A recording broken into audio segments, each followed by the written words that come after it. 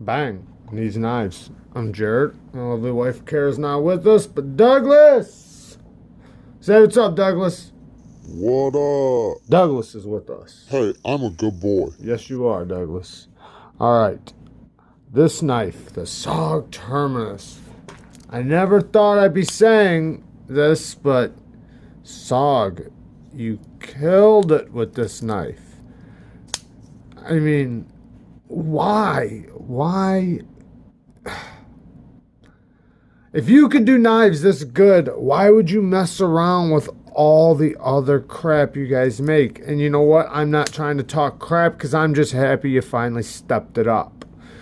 This knife is done incredible. I mean, I know that they're not selling this one no more. This one is the G10 with the carbon fiber over the top. Now they're just doing the G10 versions, but it's the same knife. Same thing. So this thing, they figured out how to do an access lock, in my opinion, better than Benchmade. This is a great access lock because what they did was they figured out, which Benchmade couldn't figure out for some reason, is how to put a make the lock bar basically a detent. Also, and you'll notice this, like, see when it's like this, see how I'm gonna pull the access lock down, or I think they call it the XR lock or something, whatever they call it. Yeah, the XR lock. So when you pull this down, see how it pushes out? That's because when I push it down, it's like past the detent. So, and you see how, and this thing's locked up tight. I mean, this thing is so solid. I'm really enjoying this thing. I mean, it's locked up really good. The jimping on the flipper tab is, that was my fault, is good. And you'll notice when, like, say if you don't close it all the way and it stops right there, you can feel the detent, like it pushed back and it sucks it in there. I mean, it's in there really nice.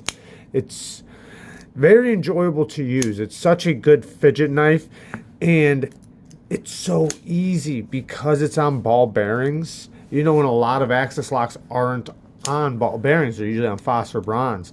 This thing is just, I don't ever use my knife like that. So I will just use the flipper tab or the thumb studs, but I was just showing you guys how loose it is.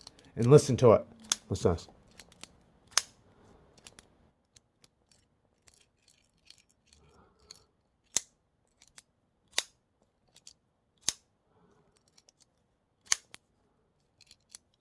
It sounds so amazing. I love the sounds. And you can use your middle finger flick. It does have a little tension behind it, so you got to have a strong middle finger flick. But you absolutely can do it.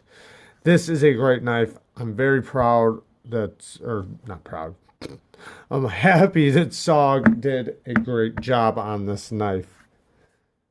The overall length is about 7 inches. And the blade is a 3-inch blade with a 2 3/4 cutting edge. Very beautiful edge put on this knife. Very, ooh, it's sharp. It's very sharp. And you know, they did a nice blade too. I mean, they did really good on this. Now, some of the newer models that are coming out with this XR lock, they are pricey. I think they're charging a little bit for them. This one, the steel, even the new one with this, with the S35, I don't think it's overpriced. I think that one's fine. But some of their other knives, their bigger knives, man, they are getting up there in the price, which, you know, you guys might think is just fine. I'm not mad about it. But they do charge, you know, they're charging you for that XR lock, but I'm sure they put some money into it, trying to build it and improve their knives, which I'm happy with. The ergos are great. The jimping right here is great. It bites you just the right way. And the ergo, since it has, you know, this type of profile, it's a type of profile where you can just grab it, wrap your hands around it, and it feels good. This you can absolutely choke up. It feels good in that position because this is nice and it's kind of like, see how it's like kind of rounded down? It's perfect for a finger. Do you know what I mean? Because it's like just like a spot right there. The thumb studs are good. I like the way they have, like the teeth right there. They're in a good position. Now they could have put a little bit more room right here, but it's fine. They work just fine. Now the XR lock does have some tension right there. It's like resistance. You see that? It gives you some resistance, but feels good. I love the way it snaps out. Jimping on the flipper tab is done perfect. It gives you some bite. Some people don't really like the flipper tab. I don't mind it. I think it would have been better if it wasn't just a push button, because this one you can light switch it. It's just you kind of got to claw it. You see right there, this little corner there, you kind of got to get right down that corner and yank down. I would have liked to have seen it where I could do a light switch if I wanted to, rather than only a push button. But and the push button can fail pretty easily if you don't give yourself some if you don't build up the pressure. So you kind of got to push it, hold it, build up the pressure, and snap it forward. Now the XR lock feels really comfortable in the hand because they put these buttons on there, and they just feel very comfortable to use. It makes it to where you can use it all day and not have any fatigue, and it's very easy to get to. I really, really like that. You can see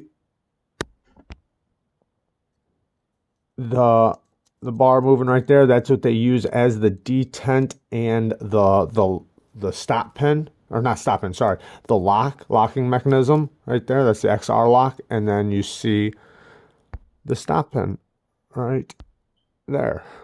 So it works really good for lockup and action. It is on bearings, like I said. They do put T6s down here. I'd like to see T8s, but it's hard to bitch too much. This steel, like I said, they're not making this one anymore, so now they're making it in other steels. But this one's CTS BDZ1. The new ones, the G10 ones, are going to be in a different steel. They have S35, and I think they have another steel, but you got to check that out. They have some going right now for around the 40s range, $45 range, and then they got them all the way up there, depending on the steel you get. This texture, I do like this finish because it's not like that cheap looking carbon fiber. It's not really like that, so I don't mind this one. I like this finish. Normally I don't like this cheap carbon fiber stuff, but I would rather see it in G10. So you know what, if they want to get rid of this and just put G10, good for you. Sounds good. Now the one thing I am not happy about, and that keeps this thing out of my pocket, the only thing that, man, I would carry this thing a lot if it wasn't for the Sog clip. Everywhere you go screaming, Sog! I hate that. I didn't sign a waiver saying I wanted to advertise for you guys, because that's all that's doing. That tells me that, you guys can't handle selling something without wanting the person to advertise for you. I don't like that. I don't like running around, anybody who passes by in their head, literally in their head as I'm passing by, Sog, goes off in their head because they're reading my clip. I don't like that. And it stands out. Look at this. You can read it straight up. It just says it. I'm walking by, Sog. I don't like that.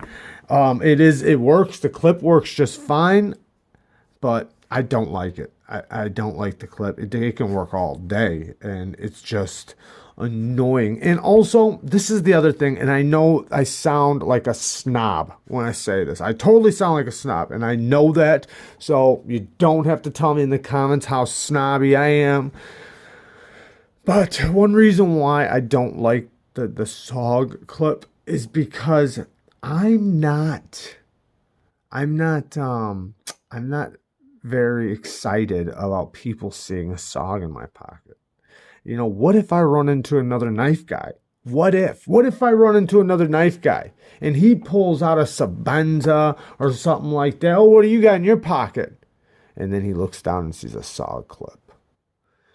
You know, if it didn't have the clip, you know, because right away you hear Sog, and in your mind you instantly think cheap crap. You think Walmart, you think Bass Pro Shop. You don't think quality, good, well-made knife. You just don't.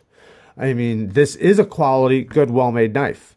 You know, Sog killed it with this. So once you get it in your hand and you realize what you got, you know, and you see it and feel it and use it, you understand, you know.